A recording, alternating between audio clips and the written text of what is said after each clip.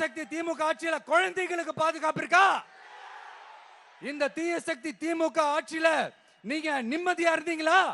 ஸ்டாலின் சாருக்கு மக்கள்லாம் முக்கியமே கிடையாது. மக்களுக்கான அடிப்படை வசதிகள், பாதுகாப்பு இதெல்லாம் எதை பத்தி முக்கியமே கிடையாது.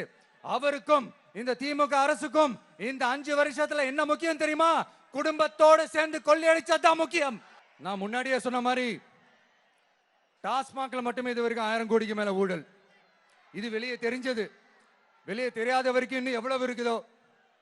அதே மாதிரி நகராட்சி துறையிலையும் 1000 கோடிக்கு மேல ஊழல். நம்மள பசங்க பிள்ளைங்க எல்லாம் படிச்சுட்டு வேலை தேடி எங்கெல்லாம் எப்படியெல்லாம் அலையறாங்க. அதுக்கு இந்த கவர்மெண்ட் என்ன செஞ்சிருக்காங்க தெரியுமா?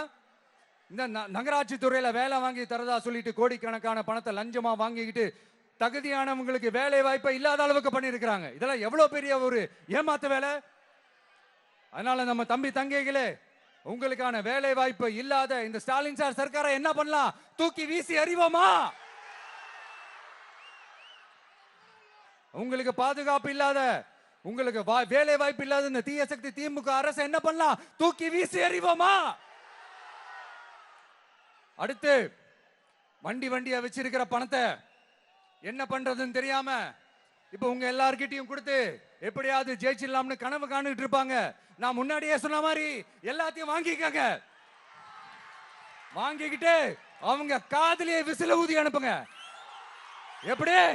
அவங்க செவிலே விசில ஊதி அனுப்புங்க.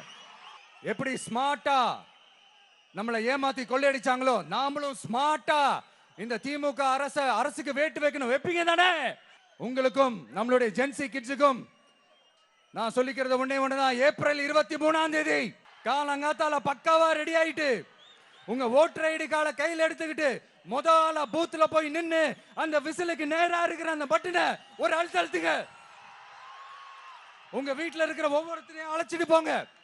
வெளியூர்ல இருந்து இங்க சென்னையில இருந்தீங்கன்னா ஊருக்கு போகணுமே ஓட்டு போடணுமே சொல்லி அசால்ட்டா இருந்துடாதீங்க. உங்களுடைய டிக்கெட்டை புக் பண்ணுங்க. இது ஒரு தலைமுறைக்கான தேர்தல், உங்களுக்கான தேர்தல். எவ்வளவு பெரிய வசதியான வாழ்க்கையா இருந்தாலும் எல்லாத்தையும் உதறி தள்ளிட்டு உங்களுக்காக மட்டுமே வந்திருக்கிறேன்.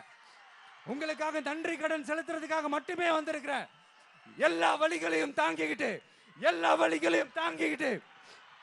உங்களுக்காக மட்டுமே வந்திருக்கிறேன். ஒரு நாளும் பொய் சொல்லி உங்களை நான் ஏமாத்த மாட்டேன்.